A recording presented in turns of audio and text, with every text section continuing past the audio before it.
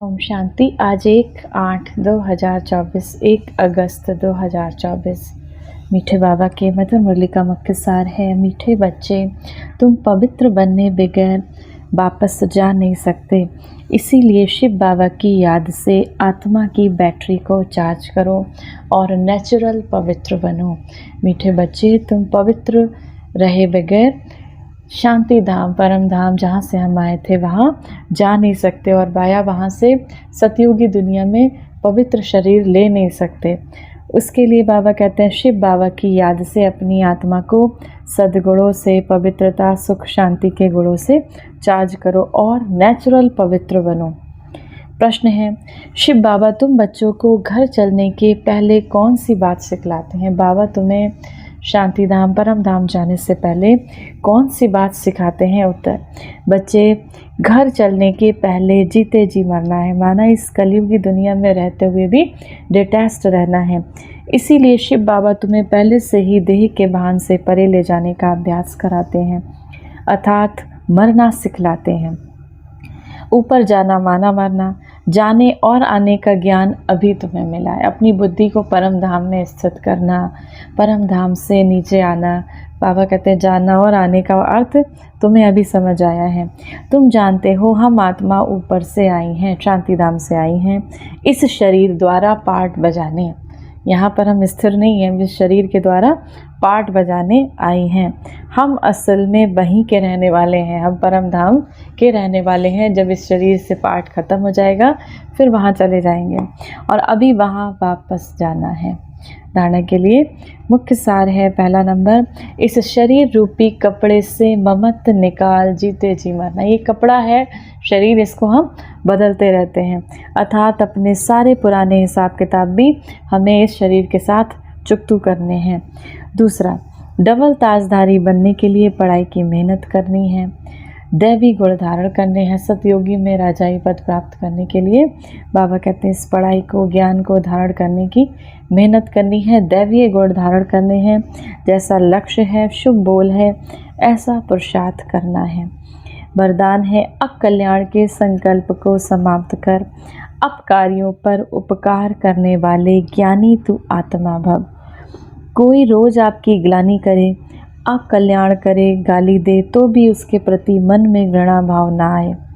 अपकारी पर भी उपकार, यही ज्ञानी तू आत्मा का कर्तव्य है। जैसे आप बच्चों ने शिव बाबा को 63 जन्म गाली दी, फिर भी शिव बाबा ने कल्याणकारी दृष्टि से देखा, तो फॉलो फादर। ज्ञानी तू आत्मा का अर्थ है सर्व के प्रति कल्याण की भावना, अकल्याण संकल्प मात्र भी ना हो। गाली कैसे दी? जब हमने परमात्मा को कण कण में व्याप्त बता दिया कि परमात्मा कण कण में समाया है, अर्थात इस कलयुगी दुनिया में बहुत सारे गंदे पदार्थ भी हैं। जब हम ये कह देते हैं परमात्मा हर किसी में समाया है, तो वो परमात्मा की जैसे गिलानी करना हो जाती है। लेकिन अज्ञानवश मनुष्य ऐसा कहते हैं, तो परमात्मा शिव बाबा कहते हैं कि 63 जन्म तुमने मुझे गाली दी, तुमने मेरी गिलानी की, फिर भी शिव बाबा ने बच्चों को कल्याण की दृष्टि से देखा और बाबा इस सृष्टि को पुनः पावन बनाने के लिए, सतयुगी दुनिया बनाने के लिए फिर से इस धरती पर आए। तो ज्ञानी तो आत्मा का अर्थ है सर्व के प्रति कल्याण की भावना, अकल्याण किसी भी आत्मा के प्रति संकल्प मात्र भी ना हो। स्लोगन है, मन मना भव की स्थिति में स्थित रहो तो औरों के मन के भावों को जान जाएंगे। मन मना भव की, मन ही मन शिव बाबा को याद करते रहो, बाबा से योग लगाए रहो तो औरों के मन के भाव भी जान जाएंगे। आज की मुरली से सम्मान का अभ्यास करेंगे। मैं विश्व कल्याणकारी आत्मा हूँ, मैं मास्टर विश्व कल्याणकारी आत्मा हूँ। 1 मिनट के लिए शक्तियों के सागर परम पिता परमात्मा शिव बाबा की याद में अपने मन बुद्धि को स्थिर करेंगे। मैं विघ्न विनाशक आत्मा,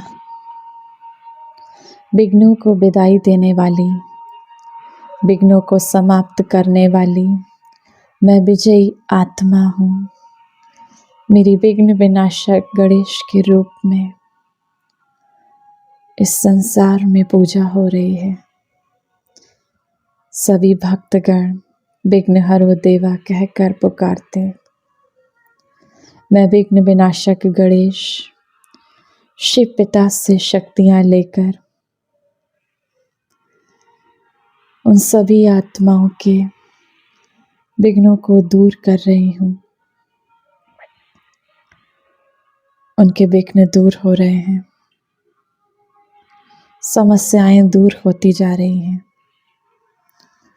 सर्वशक्तिमान शिव बाबा के साथ सभी आत्माएं शक्तियों का अनुभव कर रही हैं। मैं निर्विघ्न आत्मा, मैं आत्मा अपनी निर्विघ्न स्थिति में स्थित रहकर अपने हर कदम में सफलता का अनुभव करती। मैं आत्मा अपने स्वयं के और संबंध संपर्क में आने वाली सभी आत्माओं के विघ्नों को दूर करने के लिए समर्थ बनती जा रही हूँ। परमात्मा शिव विवाह से मुझे शक्तियों का वरदान मिल रहा है। मैं विघ्न विनाशक आत्मा हूँ। मैं विघ्न विनाशक आत्मा हूँ।